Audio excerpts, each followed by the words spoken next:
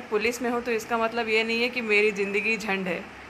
मेरी हॉबीज़ है डांसिंग और मैं आज तक उसको परस्यू कर रही हूँ। और आप लोगों को बहुत सारा स्टीरियोटाइप भी होगा, कुछ धारणा होंगी, अरे पुलिस में है लड़की। हमारे समाज में जैसे कि होता भी है कि लड़कियों को ज़्यादा पुलिस में या डिफेंस में जाने के लिए नहीं देते हैं, क्योंकि कुछ धारणाएं होती हैं, कुछ इनसिक्योरिटीज़ होती हैं, माँ बाप को लगता है कि सेफ़ नहीं है कि क्या। तो मैं बताना चाहूँगी कि मैंने 2016 का एग्ज़ाम दिया था, 17 की ट्रेनिंग हुई मेरी सागर में, 18 से पोस्टिंग है मेरी सीहोर में, 2020 चल रहा है, 2 साल हो गया मुझे फील्ड में।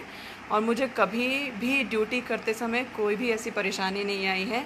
ये बात सच है, ये बात सच है कि 24 घंटे की अपनी इमरजेंसी वाली ड्यूटी रहती है, तो कभी रात में भी कॉल आ जाते हैं, कभी नाइट की ड्यूटी लगती है, क्योंकि हम लोग भी पैंट शर्ट पहन रहे हैं लड़कों के जैसे बराबर तनख्वाह भी पा रहे हैं, तो लड़कों के जैसे बराबर काम भी करना पड़ेगा। हमारा यहाँ पुलिस में चलता है, तो अपन लड़की होने का वास्ता दे के काम से बच नहीं सकते। तो हाँ, रात में भी ड्यूटी होती है, लगती है, हम करते हैं और मज़ा भी आता है, बहुत मज़ा आता है। मतलब नौकरी से पहले हम कभी रात में सड़कों पे नहीं घूमे, और नौकरी के बाद हम मस्त सुनसान सड़कों पे घूम रहे हैं, रात को गश्त कर रहे हैं, वो भी अच्छी ऑसम फीलिंग है वो भी। तो मैं ये कहना चाहूँगी सारी लड़कियों से कि आप लोग प्लीज़ पुलिस में और डिफेंस में ज़रूर आएँ, क्योंकि बहुत स्कोप है। 33% का रिज़र्वेशन देती है एमपी सरकार, बहुत ज़्यादा स्कोप है, और आप इसको एन्जॉय भी करोगे। आपको रोज़ तरह तरह के लोग मिलेंगे, रोज़ नई कहानियाँ मिलेंगी, रोज़ नए केस मिलेंगे। इससे आपका पर्सनैलिटी भी डेवलप होगा और आप मैच्योर होगे, आप ज़िंदगी जीना सीख जाओगे। पुलिस वाला ज़िंदगी जीना सीख जाता है, क्यों? क्योंकि वो हमेशा नेगेटिव एनवायरनमेंट में रहता है। चोर उचक्के, रेत माफिया, सुसाइड, मर्डर, एक्सीडेंट्स, हमेशा नेगेटिव एनवायरनमेंट में रहता है। उसके बावजूद भी वो हंसना सीखता है, मुस्कुराना सीखता है, अपनी फैमिली को सस्टेन करता है, अपने बच्चों को पढ़ाता लिखाता है, उनके लिए ज़िंदा रहता है। तो ये क्या कोई कम बात है? आप बताएं। पुलिस की नौकरी एक जगह तो बहुत ही टफ़ है। तो अगर आपको असली ज़िंदगी जीनी है तो भाई साहब पुलिस की तैयारी करें, यहाँ काफ़ी वैकेंसी है। और अभी गृह मंत्री ने बोला भी है लगभग 4000 वैकेंसी निकलने वाली है, क्योंकि अभी ये कोरोना समय चल रहा है, तो 2 सालों से नोटिफिकेशंस अभी आए नहीं हैं। पर कोई बात नहीं, होल्ड ऑन, आप लोग तैयारी करते रहें, पढ़ाई करते रहें। मैं आपको बताना चाहूँगी पुलिस में कैसे आया जाए, ये टॉपिक मैं उठाती हूँ। तो मैं आपको बताना चाहूँगी कि 4 लेवल होते हैं, 4 लेवल, ठीक है। पहला लेवल होता है कांस्टेबल वाला, दूसरा होता है सब इंस्पेक्टर वाला, तीसरा होता है डीएसपी वाला, चौथा होता है एसपी वाला। 4 लेवल पे पुलिस में रिक्रूटमेंट होते हैं, ठीक है। तो जो नॉर्मल कांस्टेबल वाला जो एग्ज़ाम होता है वो भी व्यापम कंडक्ट करवाता है अपने स्टेट का, खासकर मैं एमपी के लिए बात करूँ तो, ठीक है। फिर अब मैं आपको रैंक भी बताती जाऊंगी पुलिस की, जिससे आपको समझ में आ जाए कि कैसे चलता है। तो सबसे नीचे कांस्टेबल होता है, उससे प्रमोट होके हेड कांस्टेबल होता है। हेड कांस्टेबल के लिए सीधी भर्ती नहीं होती है, सीधी भर्ती कांस्टेबल से होती है, ठीक है। फिर एएसआई होता है, जिसको बोलते हैं assistant sub inspector. Head constable से प्रमोट होके असिस्टेंट सब इंस्पेक्टर बनाया जाता है, ठीक है। फिर असिस्टेंट सब इंस्पेक्टर प्रमोट होके बनता है sub inspector. Sub inspector level पर डायरेक्ट भर्ती है, जिस भर्ती से मैं आई हूँ वो व्यापम लेता है, ठीक है। इसमें 2 आपके टेस्ट होते हैं, एक जनरल नॉलेज का होता है और एक एप्टीट्यूड का होता है, ठीक है। दोनों 100-100 नंबर के होते हैं। हमारा ऑनलाइन हुआ था, ऑफलाइन भी चलता था, लेकिन अब स्मार्ट इंडिया बन रहा है तो अब सब कुछ ऑनलाइन होने लगा है। तो आपको एक सब्जेक्ट आपका पूरा हिंदी इंग्लिश रहता है, जिसमें लैंग्वेज रहता है। तो अगर आपको एमपी पुलिस में आना है तो आपको हिंदी और इंग्लिश दोनों में आपको महारत हासिल करनी पड़ेगी, खासकर हिंदी 70 नंबर की आती है, इंग्लिश 30 नंबर की आती है। तो लूसेंट की हिंदी से ही मैंने पढ़ाई की थी, अगर मैं अपना बताऊं तो नॉर्मल लूसेंट की हिंदी आप कहीं किसी भी बुक स्टोर से ले सकते हो। और इंग्लिश भी आप बढ़िया पढ़ें, उसको तैयार करें, क्योंकि आज के ज़माने में जितना ज़रूरी कंप्यूटर का नॉलेज है उतना ही ज़रूरी इंग्लिश बोलना भी है। टूटी फूटी सही, लेकिन आप लोग बोलिए, इंग्लिश भी बहुत ज़रूरी है। और दूसरा पेपर हमारा जनरल नॉलेज का होता है, 200 नंबर के ये 2 पेपर होते हैं। इसको ये रिटन टेस्ट होता है, इसको अगर आप क्वालिफाई कर जाते हैं, उसके बाद फ़िज़िकल होता है। मैंने अपने फ़िज़िकल टेस्ट की तैयारी भोपाल के टीटी स्टेडियम से की थी और उसमें 800 मीटर की रनिंग होती है, जो कि अगर मैं लड़कियों की बात करूं तो 3.5 मिनट में दौड़कर निकालना पड़ता है। और लॉन्ग जंप होता है, वो 10 मीटर का होता है। और शॉट पुट होता है, वो 15 मीटर फेंकना पड़ता है। तो ये 3 था, मेरे लिए बहुत ही मुश्किल था, क्योंकि मैं इतना स्पोर्टी नहीं रही हूँ। मुझे स्पोर्ट से सख्त नफ़रत थी, सख्त नफ़रत। मैंने लाइफ में कभी दौड़ा नहीं, लेकिन जब से मैं पुलिस में आई हूँ बस मैं दौड़ ही रही हूँ। दौड़ दौड़ के घोड़ा बना दिया हम लोगों को। ठीक है, मैं एक बार आपको ये बताना चाहूँगी कि पुलिस डिपार्टमेंट डिसिप्लिन का डिपार्टमेंट है। तो ये बिल्कुल ही इंटेलिजेंट इंसान नहीं मांगते हैं कि बिल्कुल ही इंटेलिजेंट हो। पुलिस डिपार्टमेंट को घोड़ा व्यक्ति चाहिए, जो आदेशों का पालन करे और टुक टुक टुक टुक दौड़े। इसीलिए रिटर्न, फिज़िकल और इंटरव्यू होता है। ठीक है, तो फ़िज़िकल टेस्ट अगर आप पार कर लेते हो तो आपका मेडिकल होता है। उसमें जैसे लड़कों के लिए जैसे कितना सीना फुलाना हो, और हाइट भी नपती है। जैसे लड़कियों के लिए मिनिमम हाइट 5-2 इंच होती है, अलग अलग कैटेगरी वाइज वो रहता है। मुझे हाइट का कोई इतना इशू नहीं था, मेरी हाइट अच्छी है, नॉर्मल से अच्छी है। और वज़न नापते हैं। आपका नौकनी बहुत इम्पॉर्टेंट होता है, खासकर लड़कियों के लिए। मैं बता दूं, आप लोग पुलिस के सपने देखने से पहले एक बार घर में ही अपना ना नौकनी टेस्ट ज़रूर कर लेना। और फ्लैट फुट को टेस्ट करने का बेस्ट तरीका है कि आप गीले फ़र्श पे, पानी वाले फ़र्श पे अपने दोनों पैर रखो और सूखे फ़र्श पर उस दोनों पैरों को रखो। हटाओ पैरों को और फिर देखो, अगर आपके पैरों के निशान जो एड़ी और जो उंगली है उनके बीच में थोड़ा गैप है तो इट मीन्स आपको फ्लैट फुट नहीं है। और अगर आपके पैर पूरे ही छप गए फ़र्श पे, इट मीन्स आपको फ्लैट फुट है, आप नहीं दौड़ पाओगे। तो अगर पुलिस के सपने देखने से पहले आप अपना खुद ही असेसमेंट कर लो कि आप कहाँ स्टैंड करते हो, क्योंकि कुछ फ़िज़िकल बाधाएं भी आ जाती हैं, फिर बाद में लोग बहुत रोते हैं। दूसरा होता है नौकनी का मतलब है दोनों घुटने जुड़ना। कैसे जुड़ना? अगर मान लीजिए ये आपका पैर है ना, ये उंगली वाला हिस्सा, ये एड़ी वाला हिस्सा, ठीक है। तो अपने दोनों पैरों को एड़ी से टच करके उंगली ऐसे खोल के रखना, वी बनाना अपने पंजों से। वी बनाने के बाद आप देखना कि आपके घुटने जुड़ रहे हैं कि नहीं। अगर आपके घुटने जुड़ रहे हैं तो भाई साहब आप नहीं दौड़ पाओगे, आप कुछ नहीं हो सकता। इसको बोलते हैं नौकनी।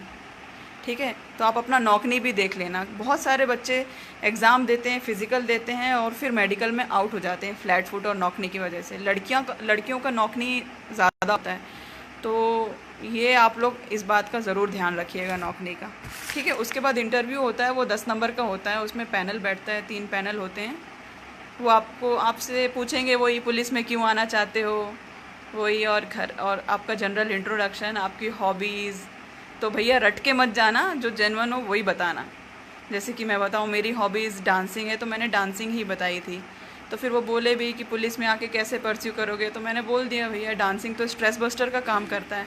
और सीरियसली जिसको डांसिंग पसंद है या गाना पसंद है या ऐसी भी कोई रिक्रिएशनल एक्टिविटी हो, पेंटिंग वगैरह हो, जो स्केचिंग करता हो, जो ऐसे व्यक्ति अगर जो स्ट्रेस में होते हैं ना तो वो यही करते हैं। डांस करने वाले डांस करते हैं, म्यूज़िक गाने वाले गाना गाते हैं।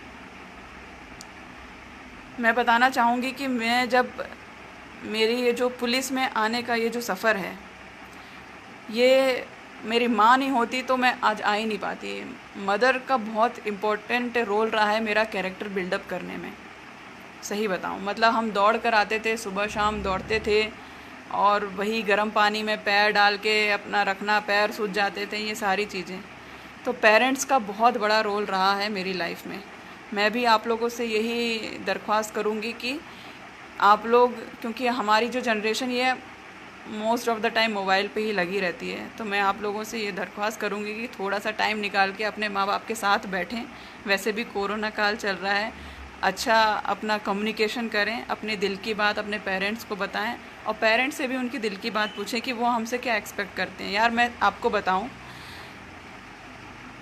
माँ बाप बस यही चाहते हैं कि उनका बच्चा कुछ बन जाए, कुछ कर जाए, इंडिपेंडेंट हो जाए। लड़का हो चाहे लड़की हो, खासकर लड़कियों से मैं बोलना चाहूँगी, आप लोग फाइनेंशियल इंडिपेंडेंट ज़रूर होइए, किसी पे डिपेंडेंट मत होइए। शादी से पहले कुछ ना कुछ जॉब ज़रूर करिए, भले ही सैलरी कितनी भी हो। जॉब आपको बहुत कुछ सिखा देती है। बोलते हैं ना कि घर से बाहर निकलो, बाहरी दुनिया का पता चलेगा, तो वही बाहरी दुनिया आपको देखने को मिलती है। तो जब आप लोग स्कूल कंप्लीट कर लें, कॉलेज कंप्लीट कर लें, तो 2-4 चीज़ें मैं बताऊंगी, वो आप अपना अपडेट करा लेना।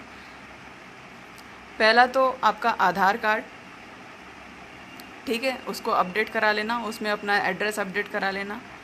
दूसरा आपका पैन कार्ड, सब 18 साल के बाद आप अपना पैन कार्ड बनवा लेना, ठीक है। ड्राइविंग लाइसेंस बहुत ज़रूरी है। आप लोग सर्र अपने माँ बाप की गाड़ी चलाते हो, ड्राइविंग लाइसेंस एक का नहीं होगा, ठीक है।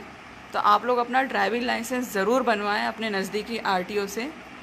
और मैं लड़कियों से बोलना चाहूँगी, स्कूटी के साथ साथ बाइक भी चलाना सीखो, उसमें और भी अच्छा कॉन्फिडेंस आता है। और ये आपके सेल्फ बिल्डअप के लिए है। मैं आपको क्या बताऊँ, लड़कियों को हर चीज़ करना आना चाहिए। मैं अगर अपना बताऊँ तो मुझे बाइक चलाना नहीं आती थी, लेकिन पुलिस में आने के बाद मैंने बाइक चलाई, मैंने बुलेट चलाई, मैंने कार चलाई, और आजकल मैं ट्रक चलाना सीख रही हूँ।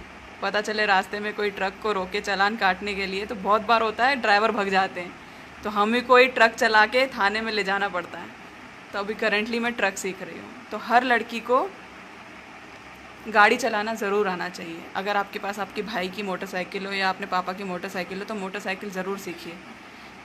आप बिलीव नहीं कर सकते हो ये कितना काम आता है, बहुत काम आता है, ठीक है। तो ये मैंने आपको बताया कि पुलिस में कैसे आया जाए। मैं आपको बताना चाहूँगी कि एमपी पुलिस इतनी स्मार्ट है। मैं आपको 2-4 ऐसे रोचक तथ्य बताऊँगी, आप तो सुन के भौचक्के रह जाओगे। पहली बात, आपने डायल 100 देखा होगा। पूरे मध्य प्रदेश में डायल 100 की गाड़ियाँ हैं, मॉल के आसपास, है ना, जगह जगह पे, ठीक है। ये डायल 100 का कंसेप्ट मैं आपको बताऊं, पूरे इंडिया में एमपी स्टेट ने पहली दफ़ा लॉन्च किया। आपने अगर हॉलीवुड की मूवीज़ देखी हो तो उसमें 911 चलता है ना, अमेरिका में 911 चलता है। अगर आप 911 कॉल करो तो तुरंत गाड़ियाँ आ जाती हैं। तो वही कंसेप्ट हमने यहाँ मध्य प्रदेश में पहली बार लेकर आए थे। और 100 नंबर अपन दबाते तो पुलिस का आता है, तो वही डायल 100 कंसेप्ट हम मध्य प्रदेश में पूरे इंडिया में पहली बार लेकर आए थे। फिर हमको ही देखकर यूपी पुलिस ने अपना डायल 100 लॉन्च किया था, और बाकी लोग। और आप बिलीव नहीं करोगे, वो अंग्रेज़ जिनके हम कभी गुलाम हुआ करते थे, वो ब्रिटिशर्स, ब्रिटेन के लोग आए थे एमपी में रिसर्च करने के लिए कि ये आपका डायल 100 कंसेप्ट क्या है। और अभी तो आपने डायल 100 की सफारी गाड़ियाँ देखी होंगी, अब डायल 100 बाइक्स भी आ रही हैं। अभी आप आगे देखते जाइए कि अपनी मध्य प्रदेश की पुलिस कितनी स्मार्ट हो रही है। तो डायल 100 बाइक्स भी अब एमपी लाने वाला है। और मैं आपको बताना चाहूँगी कि जैसे कि आपको मोबाइल में कुछ तकलीफ़ होती है तो आप कस्टमर केयर को फ़ोन करते हैं, कॉल सेंटर वाला जो सिस्टम होता है, बिल्कुल सेम सिस्टम डायल 100 का सिस्टम है, ठीक है। तो डायल 100 जब आप डायल करोगे तो उसका एक जो कॉल सेंटर वाला हेडक्वार्टर है वो डायरेक्ट भोपाल में है। आप एमपी के किसी भी कोने से कॉल करोगे तो वो सीधा भोपाल हेडक्वार्टर जाएगा, ठीक है।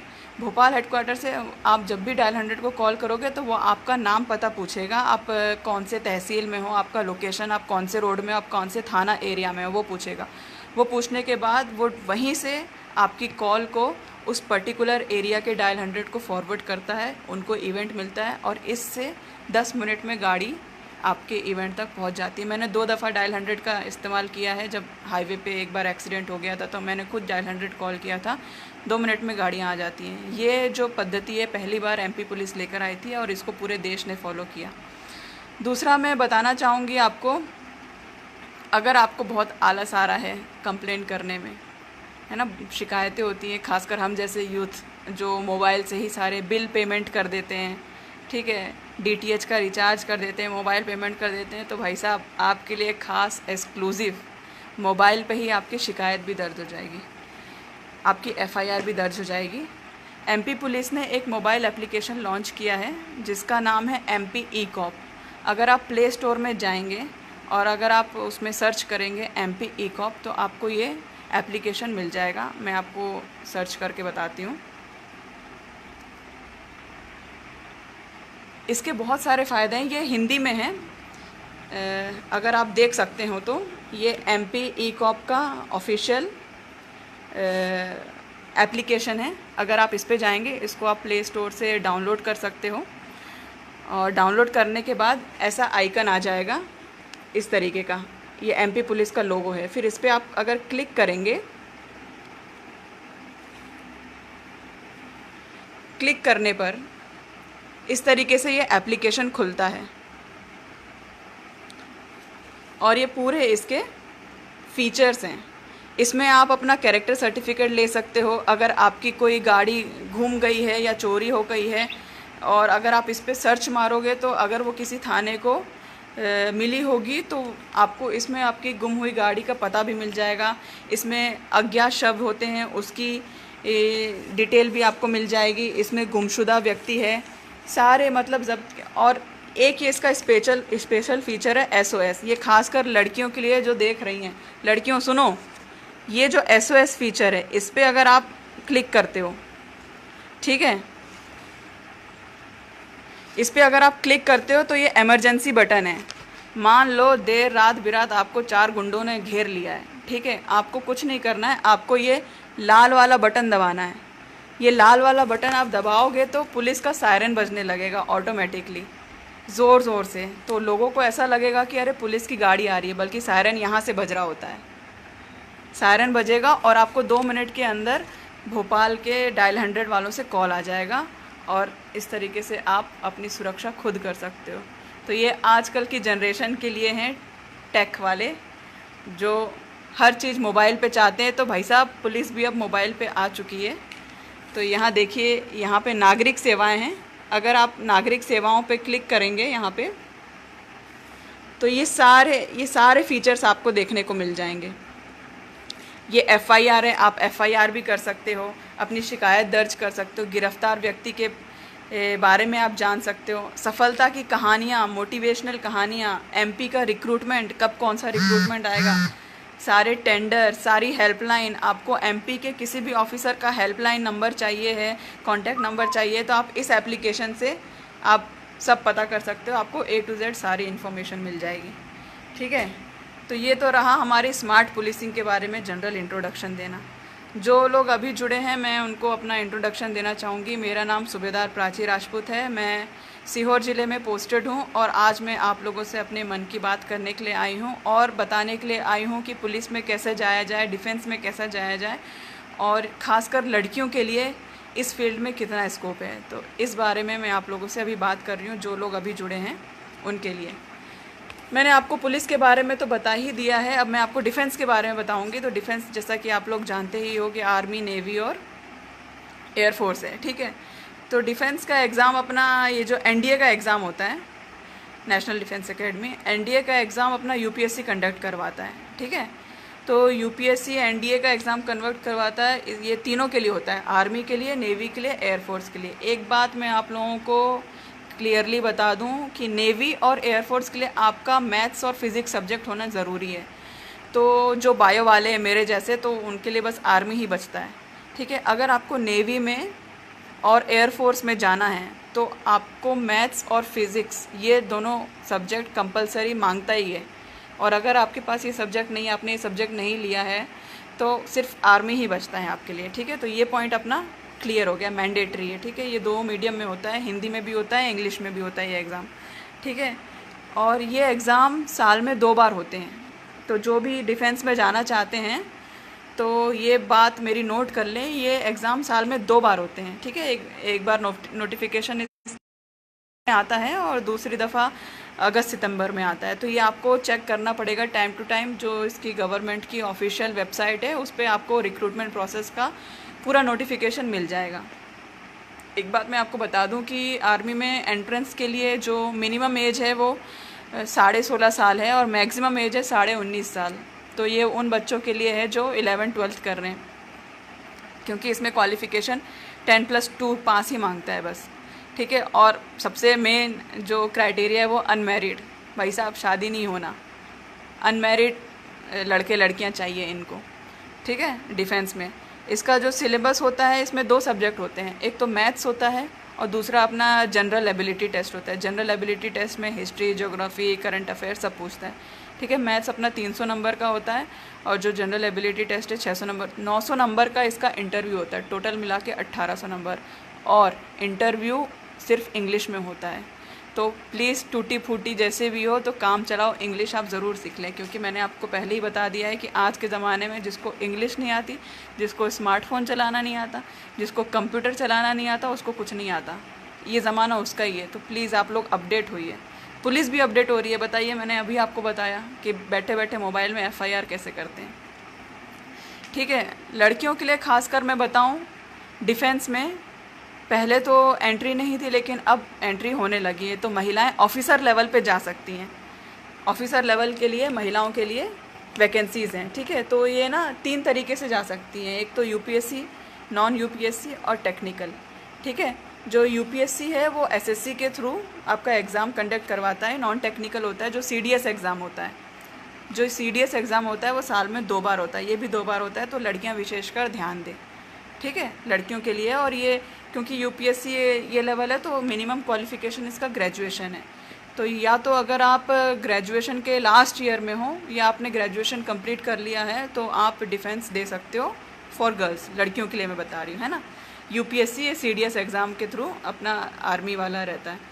नॉन UPSC बोले तो, नॉन UPSC कैसे, नॉन UPSC बोले तो NCC, जिन लोगों ने NCC किया हो तो वो जानते होंगे, एटलीस्ट मिनिमम C सर्टिफिकेट होना चाहिए NCC का। NCC के थ्रू भी स्पेशल कोटा लेके आप लोग आराम से डिफेंस में जा सकते हो। और दूसरा JAG होता है, जज एडवोकेट जनरल, ये लॉ स्टूडेंट्स के लिए होता है। तो जो लड़कियां लॉ कर रही हैं तो उनके लिए भी अलग से कुछ पोस्ट निकलती है एक्सक्लूसिव, तो वो लड़कियों के लिए। इनमें लड़कियों की मैक्सिमम एज 27 साल है। 27 साल के बाद आप एलिजिबल नहीं हो पाते हो, तो 27 साल तक आप ट्राई कर सकते हो डिफेंस में, ठीक है। तीसरा होता है टेक्निकल। टेक्निकल नाम से समझ में आ रहा है इंजीनियर लोगों के लिए, ठीक है। तो ये SSC ही कंडक्ट करवाता है, ठीक है। इसमें भी लड़कियों को सिंगल होना मांगता है कि आप लोग अनमैरिड हों, तो अनमैरिड ही क्वालिफाइड होंगी। जो मैरिड है तो वो इसको फाइट नहीं कर सकते हैं। तो ये कुंवारी लड़कियों के लिए, कुंवारी लड़कियां जो डिफेंस में जाना चाहती हैं तो वो इन 3 तरीक़ों से आर्मी, नेवी और एयरफोर्स में जा सकती हैं। SSC कंडक्ट करवाता है इसको। और इंजीनियर गर्ल्स के लिए होता है। मैक्सिमम एज मैंने बताया 27 साल, ठीक है। उसके बाद आप डिफेंस में नहीं हो रहा तो पुलिस में आ जाना, पुलिस में मैं बता दूँगी।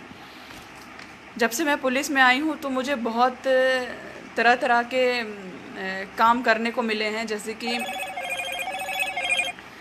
कि अगर कोई जानता हो आष्टा तहसील, तो सीहोर में एक आष्टा तहसील है, तो वहाँ पे मैंने 6 महीने ट्रैफिक में काम किया है। काफ़ी अच्छा काम किया था मैंने। कोई आष्टा वाला होगा तो उसको मालूम होगा, सूबेदार प्राची राजपूत वाइट कलर की बुलेट चलाती थी वहाँ पे। और वहाँ पे मैंने वहाँ की महिलाओं को काफ़ी मोटिवेट किया, और वहाँ की महिलाएं भी काफ़ी शिक्षित और अवेयर थी आज के ज़माने को लेके। तो 6 महीने मैंने आष्टा ट्रैफिक को दिए। ट्रैफिक में मुझे बहुत कुछ सीखने को मिला। 2-4 बातें मैं आपको बताना चाहूँगी। पहली बात, जब भी आप लोग रास्ते से गुज़रें, मैं ये नहीं बोलूँगी कि ईयरफोन हटा दो ये वो, जब भी आप लोग रास्ते से गुज़रें आपको आती जाती गाड़ियों को नहीं देखना है, उनकी नंबर प्लेट देखना है, उनकी नंबर प्लेट देखना है। ये आदत आप डाल लो। मैं ये आदत इसलिए बता रही हूँ क्योंकि नॉर्मली कभी भी रोड पे एक्सीडेंट होता है तो पुलिस आती है, पूछती है कि भाई साहब हाँ ठीक है, कौन सी गाड़ी टक्कर मार के गई, ठीक है। तो आप लोग क्या बताते हो, हाँ हाँ वो सफ़ेद रंग की कार थी, बस इतना ही बता पाते हो। वो छोटी कार थी, बड़ी कार थी, बस इतना ही बता पाते हो। तो मैं, जितने भी लोग मुझे देख रहे हैं, तो मैं उनसे दरख्वास्त करूँगी, तो प्लीज़ आप लोग बाइक्स, स्कूटीज़ और कार्स के बारे में थोड़ा जनरल नॉलेज रखें कि कौन से कंपनी की कौन सी कार है, कौन सी बाइक है। और आप लोग नंबर प्लेट देखने की आदत ज़रूर डालें, ये बहुत हेल्प करता है। तो मैं आपको बताना चाहूँगी कि नंबर प्लेट बनती कैसे है। शुरू के जो 2 अक्षर होते हैं वो आपका स्टेट दर्शाता है। आप अपनी खुद गाड़ी को चेक करो, आपकी गाड़ी में अगर शुरू में MP लिखा हो, UP लिखा हो, तो समझ में आ जाएगा कि किस स्टेट की गाड़ी है, ठीक है। उसके बाद 04, 05, 09, 37, 40, 05, ये सब, ये इसके बाद 2 नंबर्स होते हैं। ये बताता है कि कौन से ज़िले की गाड़ी है, कौन सा डिस्ट्रिक्ट है, ठीक है। नंबर प्लेट को मैं डिकोड करके बता रही हूँ कि नंबर प्लेट अपने आप में एक एड्रेस है, अपने आप में।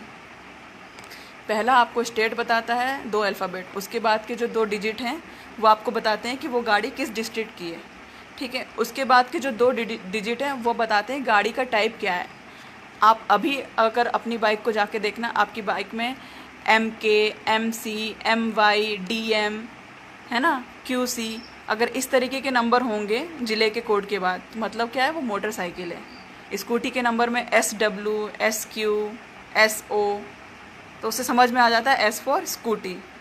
जिसके पास कार हो अपनी नंबर प्लेट जाके देखना, CW, CS, CA, CC, इसका मतलब क्या है कि वो गाड़ी कार है। उसके बाद के बचे 4 डिजिट, बस आपको 4 डिजिट याद रखना है। अगर आप ये नंबर प्लेट देखने की आदत आप नॉर्मल वे में आप अपने बच्चों को सिखा सकते हो। आप कभी दूर ट्रैवलिंग में जाओ, अपने मामा के घर जाओ, चाचा के घर जाओ, दादा दादी के घर जाओ, खेल खेल में आप अपने बच्चों से बोलो कि रास्ते में कौन कितनी नंबर प्लेट याद रख सकता है। देखो बच्चे लोग क्या धड़ाधड़ नंबर प्लेट याद करके एक नज़र में देखकर बता देंगे। आपको पूरा डिकोड करके बता दिया मैंने कि नंबर प्लेट से आप कैसे किसी बंदे की वाट लगा सकते हो, है ना। जिसकी प्राइवेट गाड़ी होती है तो उसका जो नंबर प्लेट होती है वो वाइट कलर की होती है, जो टैक्सी परमिट वाली होती हैं वो येलो कलर की होती है। तो ये सब कॉमन जानकारियाँ जो आपको स्कूल में बताने को नहीं मिलती है, जिस बात का मुझे बहुत दुख है, क्योंकि यही है बाहर की दुनिया भाई साहब। यही तो आपको जानना है। आपका खुद का अपना, सारी लड़कियों से मैं बोलना चाहूँगी, आपका खुद का अपना अकाउंट होना चाहिए बैंक में, आपका खुद का पैन कार्ड होना चाहिए, खुद का ड्राइविंग लाइसेंस होना चाहिए। ये आपकी पहचान है। प्लीज़ अपनी पहचान बनाएं। फलाने की बेटी, ढिकाने की बेटी, ढिकाने की बहन, ये आपकी पहचान नहीं है। आप बात तो तब होगी जब आपके नाम से आपके माँ बाप को जाना जाए। बात तो तब है यार। और हम में ये ताकत है, हम में ये ताकत है। हम अपने आप को अंडर एस्टिमेट करते हैं। मैंने आपको शुरुआत में ही बताया कि मैंने अपने आप को अंडर एस्टिमेट किया, और मेरे इस सब इंस्पेक्टर एग्ज़ाम में इतने अच्छे नंबर आए कि मैं सूबेदार बनी। 800 के 850 के बैच में सिर्फ 20 लड़कियां सूबेदार थी, जिसमें से मैं एक थी। जनरल की सीट लेकर आई मैंने जनरल में फ़ाइट किया है। मेरे पास OBC का सर्टिफिकेट नहीं है, जनरल की सीट लेकर आई। और मेरा रिज़र्वेशन के लिए रवैया अलग है। मैं रिज़र्वेशन कोटा इतना मानती नहीं हूँ, तो मैंने जनरल से ही फ़ाइट किया और जनरल की सीट में बैठी, जनरल की सीट ली है मैंने। और अभी भी मैं निरंतर तैयारी कर रही हूँ। मैं अभी भी PSC देती हूँ, मैं फ़ेल होती हूँ, मैं फिर देती हूँ, मैं फिर फ़ेल होती हूँ। 2-3 बार PSC दिया, मेरा नहीं निकला, तो क्या होता भाई साहब, तो क्या होता।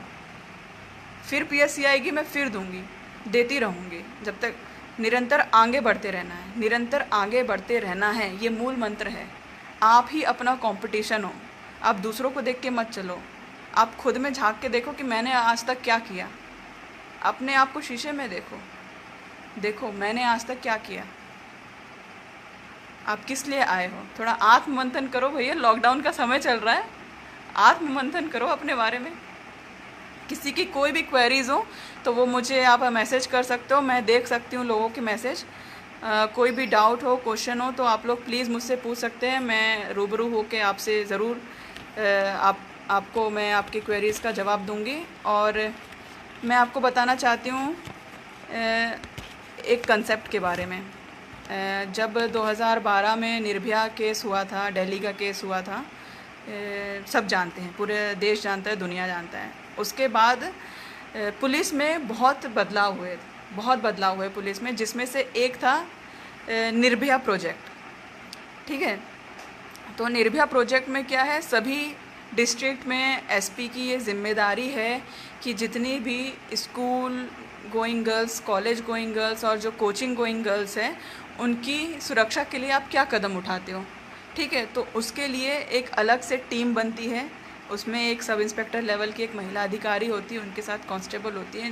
तो निर्भया मोबाइल चलने लगी। अगर जो कुछ जानकार लोग होंगे उनको मालूम होगा, उनके डिस्ट्रिक्ट में निर्भया मोबाइल, एक पुलिस की मोबाइल चलती है जो स्कूल कॉलेज जाके भ्रमण करती है और बच्चियों को उनके राइट्स के बारे में बताती है और उनको बताती है कि मनचले लड़कों से कैसे बचा जाए, ठीक है। तो जब मैं इस डिस्ट्रिक्ट में आई थी तो मुझे आस्टर ट्रैफिक मिला। आस्टर ट्रैफिक में काम करने के दौरान मैं सोशल एक्टिविटीज़ में भी काफ़ी इंक्लूडेड थी। तो ये चीज़ मेरे SP सर ने देखा और ये देखते हुए मुझे महिलाओं की सुरक्षा के लिए एक टीम का प्रभारी बनाया गया जिसका नाम है शक्ति स्क्वाड। तो इस समय मैं शक्ति स्क्वाड प्रभारी हूँ सीहोर में। शक्ति स्क्वाड निर्भया मोबाइल का एडवांस्ड वर्जन है। जैसे निर्भया मोबाइल में एक लेडी ऑफिसर होती थी और उसके साथ एक फ़ीमेल कांस्टेबल होती थी, शक्ति स्क्वाड में पूरी एक फ़ीमेल गैंग है। ठीक है, मैं पूरा झुंड लेके चलती हूँ फ़ीमेल लेडी ऑफिसर्स का। ठीक है, मैं प्रभारी हूँ, एक 2 स्टार लेवल का प्रभारी रहता हूँ। मेरे साथ 10-12 अलग अलग थानों क्षेत्र से लेडी कांस्टेबल हैं और हम लोग बढ़िया झुंड में चलते हैं मस्त, और मनचले लड़कों की अकल ठिकाने लगाते हैं। हम स्कूल्स जाते हैं, कोचिंग्स जाते हैं, कॉलेज जाते हैं और लोगों को अपने पैम्फलेट्स बांटते हैं और ख़ासकर बच्चियों से बात करते हैं और उनको अपना नंबर देते हैं कि अगर आपकी कोई भी परेशानी हो जो आप अपने पेरेंट्स से नहीं शेयर कर पा रहे हो, जो आप अपने फ्रेंड्स से नहीं शेयर कर पा रहे हो, तो मुझे अपनी बड़ी दीदी या बड़ी बहन मान के मुझे बता दो फ़ोन करके। लेकिन भाई साहब, अपने दिल के अंदर कोई राज मत रखो, क्योंकि दिल के अंदर राज रखने से ही व्यक्ति कुकड़ कुकड़ के एक दिन मर जाता है। तो मैं तो किसी को जानती नहीं हूँ, ना ही मैं किसी से जाके चुगली करूँगी, तो मैं सबको अपना नंबर देती हूँ। मेरा शक्ति स्क्वाड का ऑफिशियल नंबर है और जो लोग देख रहे हैं तो वो भी नोट कर सकते हैं, इन केस आपको काम आए या फिर आप अपने आसपास लोगों को डिस्ट्रीब्यूट कर सको। तो मैं अपना शक्ति स्क्वाड का नंबर बताती हूँ, तो आप लोग चाहें तो नोट डाउन कर सकते हैं। शक्ति स्क्वाड का नंबर है 7587635900। मैं एक बार फिर से दोहराती हूँ, शक्ति स्क्वाड का जो ऑफिशियल नंबर है ये मेरे पास ही है, 7587635900। ये शक्ति स्क्वाड का ऑफिशियल नंबर है। ये खासकर उन बच्चियों के लिए ही है जो परेशान होती हैं, जिनको जो लड़के हैं वो आते जाते ईव टीजिंग करते हैं, स्टॉक करते हैं, या जो फ़ोन लगा के बोलते हैं मुझसे दोस्ती करोगी। तो ऐसे लड़कों का इलाज निकालने के लिए शक्ति स्क्वाड सीहोर में कार्यरत है। ऐसे लोगों को हम अच्छे से सबक सिखाते हैं। एक ख़ास बात मैं ये बताना चाहूँगी कि आप लोग ये मत सोचिए कि हम पुलिस वाले हैं तो इस चीज़ का कोई रिकॉर्ड रखेंगे तो क्या। शक्ति स्क्वाड के अंदर जितने भी केसेस आते हैं, जितनी भी लड़कियां हमसे कांटेक्ट करती हैं, तो उनकी पहचान गुप्त रखी जाती है, उनका नाम, एड्रेस कुछ भी डिस्क्लोज़ नहीं किया जाता है। और शक्ति स्क्वाड के दौरान जितने भी केसेस हम लेते हैं और जितने भी हम केसेस का निपटारा करते हैं वो सब ऑफ द रिकॉर्ड होता है। तो पिछले 1 साल में लगभग हमने 200 से ज़्यादा केसेस को सॉल्व किया है, सब ऑफ द रिकॉर्ड है। ये ज़रूरी भी है क्योंकि बच्चों का भविष्य ख़राब ना हो, क्योंकि भैया पुलिस ही है जिसके पास आप लोग आते हो कैरेक्टर सर्टिफिकेट लेने के लिए। एक बार पुलिस के थाने में आपका नाम लिखा गया तो आपको कभी अच्छी जॉब नहीं मिल पाएगी। तो क्योंकि लड़कपन का उम्र होता है ना, टीनेज वाला, 9th से जो शुरू होता है, 9, 10th, 11, 12, ये जो लड़कपन की उम्र है कि लड़की देख के मुस्कुरा दी तो समझ गई पट गई, और उस गलतफहमी में आप लोग जो भी गलतियां करते हो उस गलती को ठीक करने के लिए शक्ति स्क्वाड है। तो ये मैंने आपको अपना शक्ति स्क्वाड का नंबर दिया है। तो अगर आपको आपके आसपास किसी को भी कोई भी तकलीफ़ हो या परेशानी हो तो आप इस पे ज़रूर कॉल करें। एक ये मेरा सरकारी नंबर है ऑफिशियल, इसको भी नोट कर लें। ये मेरा खुद का नंबर है 7049128744।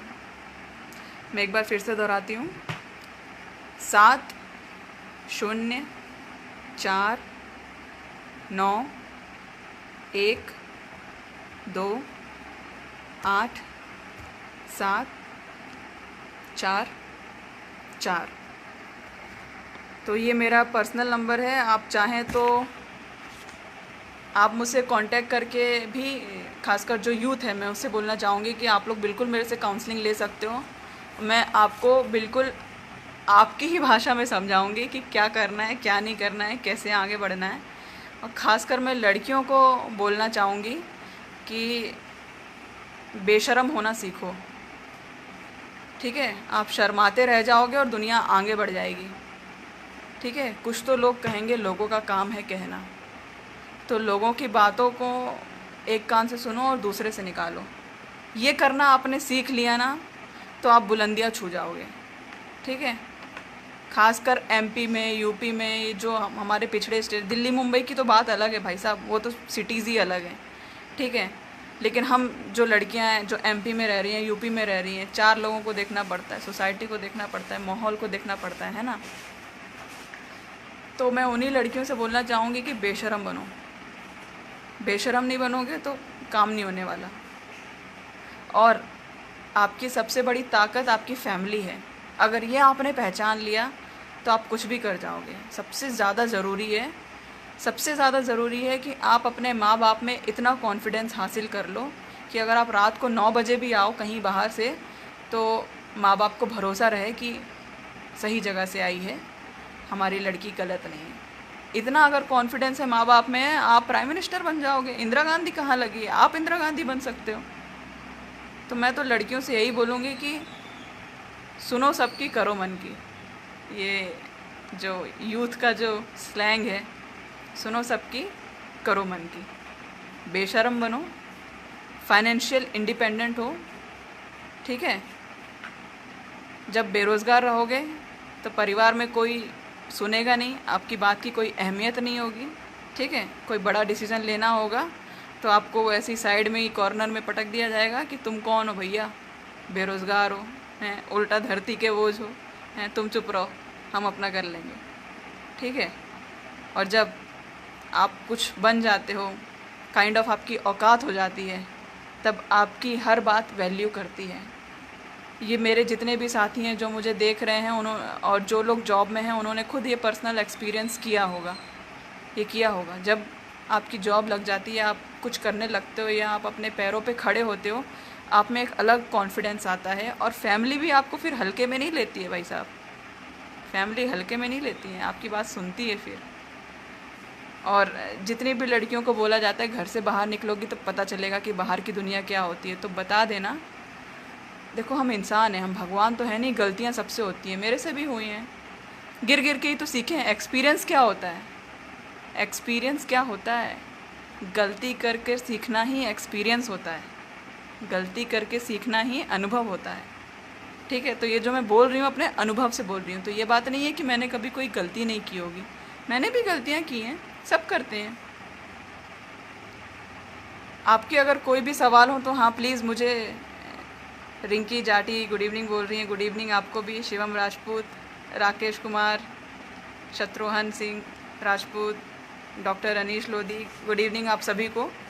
ऐसा ही इसी प्रकार का प्यार हम पे बरसाते रहें। और ये जो प्लेटफॉर्म है छू लो आसमान, ये आगे भी कई हस्तियों से आपको रूबरू करवाएगा और हम और आप में से ही लोगों को चुनकर आप तक पहुंचाएगा। जिन्होंने कुछ हासिल किया है अपने लाइफ में, उनसे आपको मिलवाएगा। और अगर आपके कोई भी सवाल हों तो प्लीज़ पूछिए, नहीं तो अभी मेरा जाने का समय हो गया है। तो यही सब बोल के मैं आपसे विदा लूँगी। खासकर मैं लड़कियों को बोलना चाहती हूँ कि confidence is the key, confidence is the key. अगर आप किसी नए चीज़ में, अच्छा मैं अपना नंबर फिर से बोलूँ, मेरा नंबर आप लिख लीजिए 7049। मैं अपना मोबाइल नंबर फिर से बता रही हूँ, मेरा नाम सूबेदार प्राची राजपूत है। 7049 128 744 7049 128 744। मेरा नाम सूबेदार प्राची राजपूत है। मैं सीहोर ज़िले में पदस्थ हूँ। इस समय शक्ति स्क्वाड की प्रभारी हूँ।